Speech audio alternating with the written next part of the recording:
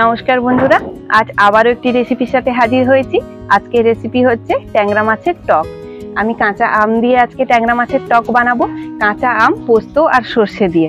আপনাদের দাদা ভাই সকাল সকাল বাজারে গেছিল, বড় বড় সাইজের ট্যাংরা মাছ পেয়েছে। এই দেখুন, ট্যাংরা মাছগুলোর ভেতরে একদম বীজ ভর্তি। আপনাদেরকে ভালো করে ট্যাংরা মাছগুলোকে দেখাই। এই দেখুন, ট্যাংরা মাছগুলোর ভিতরে বীজ ভর্তি। প্রত্যেকটা ট্যাংরা মাছেই কিন্তু বীজ হয়ে গেছে। এখন বর্ষার সিজন তো, তাই জন্য প্রতিটা মাছেই বীজ হয়ে গেছে। এই মাছগুলো আমি কেটে ধুয়ে নিয়ে চলে এসেছি। এখন নুন হলুদ সুন্দর করে মাখিয়ে নিয়েছি। এখন রান্নাটা শুরু করব। আর এই টক বানানোর জন্য আমি কি কি নিয়েছি আসুন আপনাদেরকে দেখিয়ে দিই। ট্যাংরা মাছের টক বানানোর জন্য আমি একটা কাঁচা আমকে এরকম লম্বা লম্বা করে কেটে নিয়েছি। আর লাগছে নুন, লঙ্কার গুঁড়ো, হলুদ গুঁড়ো, আর আছে এখানে 5 ফোড়ন, আর দুটো পেঁয়াজকে আমি শিলনোড়ায় থেতো করে নিয়েছি। আর এখানে সাদা সরষা আর দুটো শুকনো লঙ্কাকে বেটে নিয়েছি। আর এখানে আছে পোস্ত বাটা, এগুলো আমি শিলনোড়ায় বেটে নিয়েছি। ব্যাস, এগুলো দিয়ে আমি ট্যাংরা মাছের টকটা রান্না করব। কাল রাত থেকে অনেক বৃষ্টি হচ্ছে, আজকেও অনেক বৃষ্টি হয়েছে, তার জন্য আমার রান্নাঘরটা একদম ভিজে গেছে। তাই আমি আজকে গ্যাসেই রান্না করছি। ট্যাংরা মাছের টকটা বানানোর জন্য আমি প্রথমে তেল দিয়ে মাছগুলোকে ভালো করে ভেজে নেব। কড়াটা গরম হয়ে গেছে, আমি কড়াতে তেল দিয়ে দিচ্ছি।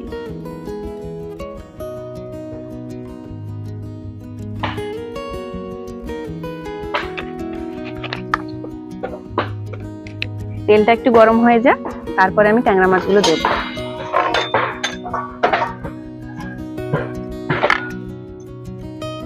ট্যাংরা মাছটা কিন্তু খুব সাবধানে ভাজতে হবে, কারণ ট্যাংরা মাছের এই চামড়াগুলো কিন্তু ভীষণ ফাটে। তেলটা গরম হয়ে গেছে, আমি মাছগুলো তেলে দিয়ে দিচ্ছি।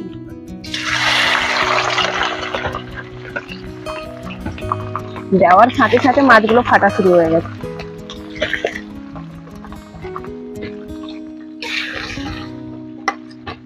গ্যাসটা কমিয়ে মাছগুলো দিতে হবে।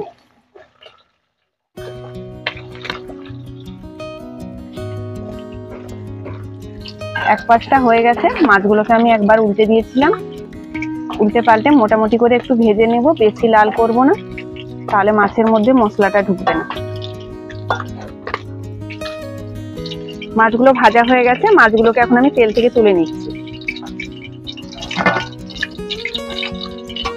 বাকি মাছগুলোকেও আমি ভেজে নেব। সবগুলো মাছ আমি একসঙ্গে দিয়ে দিচ্ছি।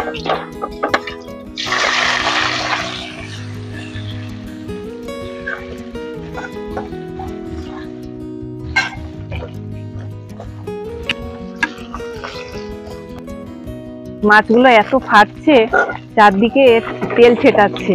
ট্যাংরা মাছ ভাজার সময় কিন্তু একটু সাবধানেই ট্যাংরা মাছটাকে ভাজতে হবে, না হলে একদম গায়ে হাতে ফোসকা পড়ে অবস্থা খারাপ। বাকি মাছগুলো আমার ভাজা হয়ে গেল, এগুলোকেও আমি তেল থেকে তুলে নিচ্ছি।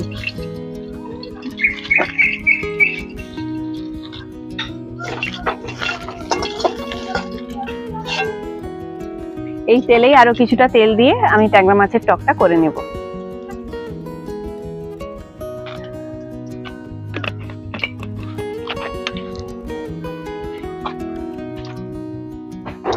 তেলটা গরম হয়ে গেছে, এখন তেলে আমি 5 ফোড়ন দিয়ে দিচ্ছি। তেলে আমি 1 চামচ 5 ফোড়ন দিয়ে দিলাম।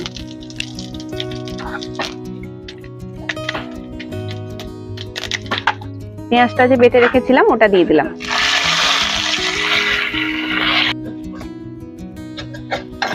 হলুদ গুঁড়ো দিয়ে দিলাম, লঙ্কার গুঁড়ো দিয়ে দিচ্ছি, আর স্বাদ মতো নুন দিয়ে দিলাম। এখন সবকিছু ভালো করে মিশিয়ে নেব, তারপর সর্ষে বাটাটা দেব। সবকিছু ভালো করে মিশিয়ে নিয়েছি, সর্ষেটা যে বেটে রেখেছিলাম ওটা দিয়ে দিলাম। সর্ষে বাটাটা এখন কিছুক্ষণ আমি ভেজে নেব এইভাবে।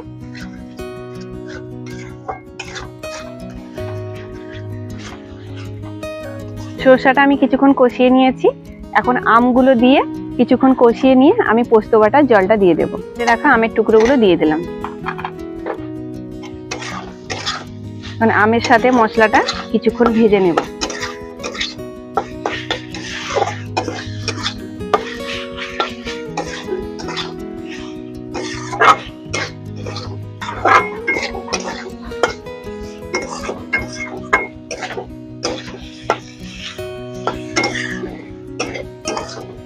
আমের সাথে মশলাটা কিছুক্ষণ ভেজে নিয়েছি।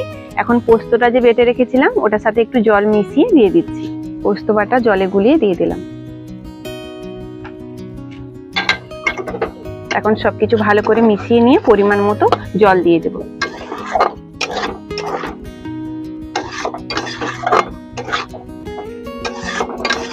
পোস্তটা আমি ভাজবো না, পোস্তটা সবকিছু ভালো করে মিশিয়ে নিয়েছি। এখন পরিমাণ মতো জল দিয়ে দিচ্ছি।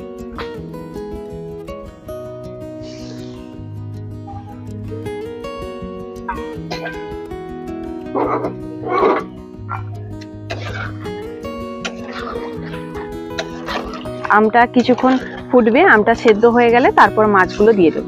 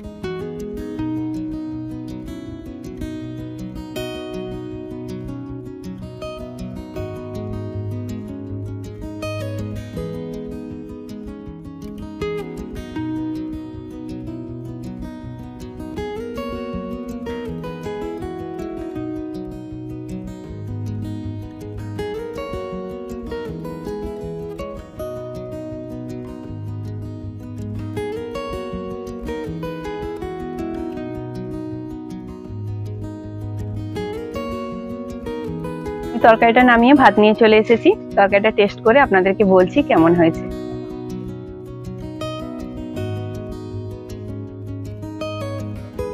একটা আম নি, আমাকে এমনিতে আম খেতে ভীষণ ভালো লাগে, তারপর যদি টকের আম হয় তাহলে তো আর কোনো কথাই নেই।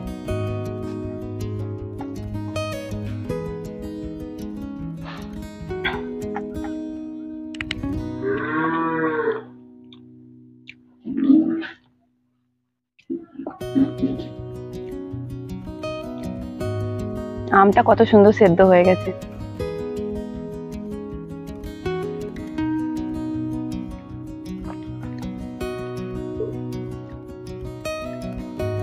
ভীষণই সুন্দর লাগছে টকটা খেতে। বৃষ্টি হচ্ছে কিন্তু একটা কেমন একটা ভ্যাপসানো গরম আছে, এই গরমে টক তরকারিটা কিন্তু খেতে ভীষণই দারুণ লাগছে। আর তরকারিটার টেস্টটাও কিন্তু ভীষণই সুন্দর হয়েছে। এমনি তো আমরা পোস্ত দিয়ে রান্না করি না, এই সরষে বাটা দিয়ে রান্না করি, একবার এরকম পোস্ত দিয়ে রান্না করে দেখবেন, টকের টেস্টটা কিন্তু আরো অসাধারণ লাগে খেতে। তরকারিটার টেস্টটা কিন্তু ভীষণই সুন্দর হয়েছে। এইভাবে একবার টক তরকারি রান্না করে দেখবেন, ভীষণই সুন্দর হয়। আমার ভিডিওগুলো যদি আপনাদের ভালো লাগে তাহলে অবশ্যই লাইক, শেয়ার, কমেন্ট করবেন আর চ্যানেলটিকে সাবস্ক্রাইব করে দেবেন। আপনাদের একটি সাবস্ক্রাইব আমার নতুন নতুন ভিডিও তৈরি করতে অনেকটা উৎসাহিত করে। তাহলে আজকের মতন এখানেই শেষ, দেখা হচ্ছে পরের ভিডিওতে। আপনারা ভালো থাকবেন, সুস্থ থাকবেন।